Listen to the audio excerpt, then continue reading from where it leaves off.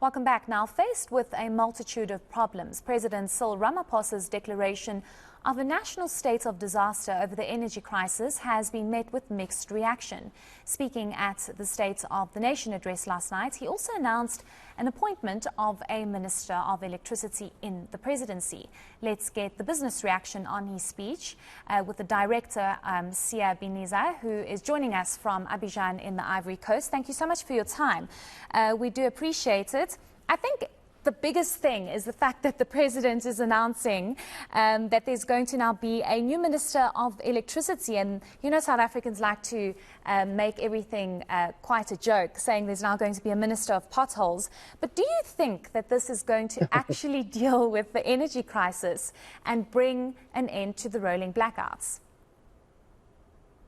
Sure. Look, I think the country is really going through a really difficult time, and it's a struggle to see what new plans or approaches and solutions that the president was laying out yesterday. There's really nothing new, and he said it in his speech that he's reviving an old plan. And I think the decision to appoint a Minister of Electricity, it sounds like a joke. It really doesn't give one any confidence that there's going to be any improvement in the current economic and energy crisis that we're facing.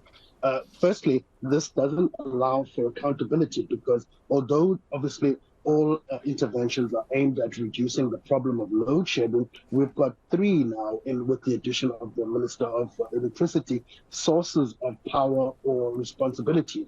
One being the Minister of Public Enterprises, who is in charge of ESCOM and the restructuring that's taking place there. The other being the Minister of Mineral Resources and Energy, who is in charge of the IPP program and the renewable energy procurement and the emergency procurement of energy. And now with the addition of the electricity minister, it's going to be difficult to understand who actually is going to be responsible for reducing load shedding. And if we don't see any progress, we're going to see a lot of pointing of fingers rather than really accountability.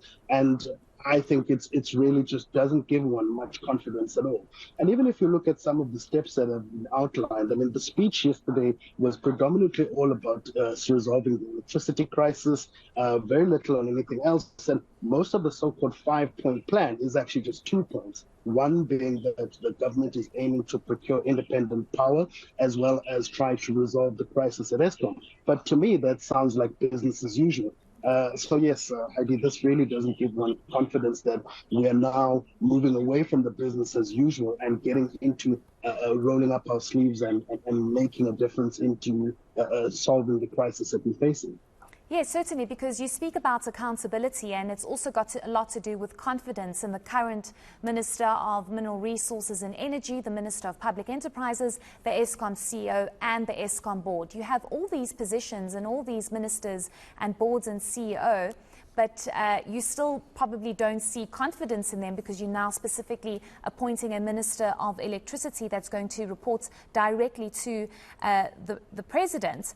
Many would say that this is just throwing a person at the problem and not actually finding the right skilled person to deal with the energy crisis. I'm going to put you on the spot, Siya, and ask you who you think would be the right person to be the Minister of Electricity, because that's going to be quite a challenging job. They have the biggest challenge to get the country out of darkness. So, look, it's a difficult one because, firstly, I don't think that there are any new ideas around the table. And as the president said, he's rehashing his own plan from last year. And it begs the question that, you know, what hasn't happened up to now that's going to happen in this year to change the reality. But if I am to look around the room in terms of the ministers who have been a part of cabinet, I only think of one minister really who shines in different portfolios. And for me, that's Aaron Motsoaledi, who has had a significant impact during his time as Minister of Health, then also currently as Minister of as Minister of Home Affairs, has been really trying to turn around the difficult situation that we found the department in. So I think, you know, if history is anything to go by, the highest potential that I could see in terms of someone who would actually make an impact, I think would be, Minister Aaron Motsoaledi. But again, you know, the challenge is that the problems that we face as a country on the electricity and energy crisis are largely political. And I don't think that, the approach of trying to, attack this from a supply issue or even from a technical issue are going to resolve the crisis, because at the same time, whilst you've got one minister in terms of the public enterprise minister dealing with the financial and organizational crisis at Eskom, we've got the same challenges with the minister at the Minister of Mineral Resources and Energy being quite slow in terms of the emergency procurement and the independent power procurement program, which is supposed to work in tandem with in terms of the intervention that government is trying to do in order to resolve this crisis. Let's move over to other aspects of the State of the Nation address. Many would say that in order to deal with the high unemployment rate, you also need to deal with the energy crisis. But do you think there were decent plans and promises made to deal with the unemployment rate in this country? Not at all. And I think in as much as the State of the Nation address has focused on the key crisis of the energy, it has been quite bare in terms of anything else. And unfortunately, as a country, we're faced with crises on multiple fronts. And although it is welcome to focus all the energy on the biggest crisis we faced, we are still facing a crisis of corruption, high unemployment, rising poverty.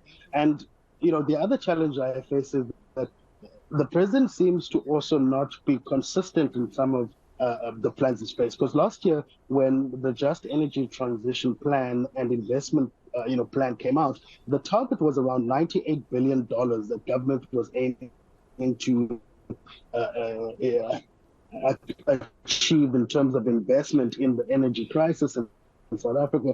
But now we're seeing the announcement being 1.5 trillion, which is just less than a billion. What is actually the plan? Is the plan to achieve $98 billion in investment, or is it the 1.5 trillion? And also, even on the 1.5 trillion, there were some commitments that were made during COP27 last year from South Africa's side, which don't seem consistent with the announcements by the president last night. One being that South Africa was planning to switch off some coal power stations this year and over the next couple of years. At the same time, the president announced this year that we're trying to make sure that we get the most in terms of generation from coal, but also complementing that with independent power from renewable sources.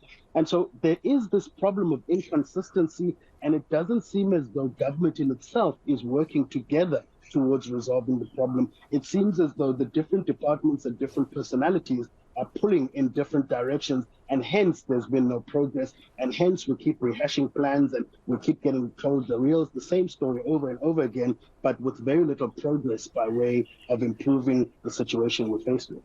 Let's quickly move over, Siya, to the issue of small businesses. Now, they're obviously directly impacted by the red tape that exists, but also the ongoing rolling blackouts. And at the center of all of this, and to really get our economy out of the mess that it's in, a lot of it depends on having a consistent and reliable electricity supply.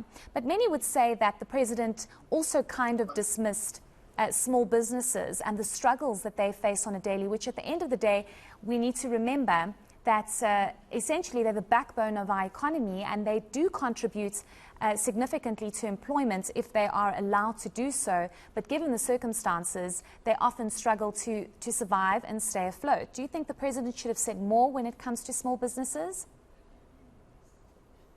Yes, definitely. I think this is an area I think has been completely underemphasized in the State of the Nation address last night. And for me, it is these small businesses, small and medium enterprises that are going to create the jobs, because the large entities have got very little room for creating further jobs, and it's these small entities that will remain nimble in the current uncertain economic environment that we're faced with. And so if government is not supporting small and medium enterprises, we're not supporting an area of the economy that is the most agile during a time when it's really difficult to make long-term plans, given the uncertainty, the Russia-Ukraine conflict and other issues that are affecting the global economy at the moment. And so, yes, this is an area that has been completely neglected. And of course, there are other areas as well, such as the social issues, gender-based violence, etc., that are also have not received much attention after last night's State of the Nation address. Okay, thank you so much for your insights. We do appreciate it. I think there's a lot that the President, of course, needs to still deal with, but thanks so much. That was Ubuntunomics Director Siya Biniza. Thanks for joining us.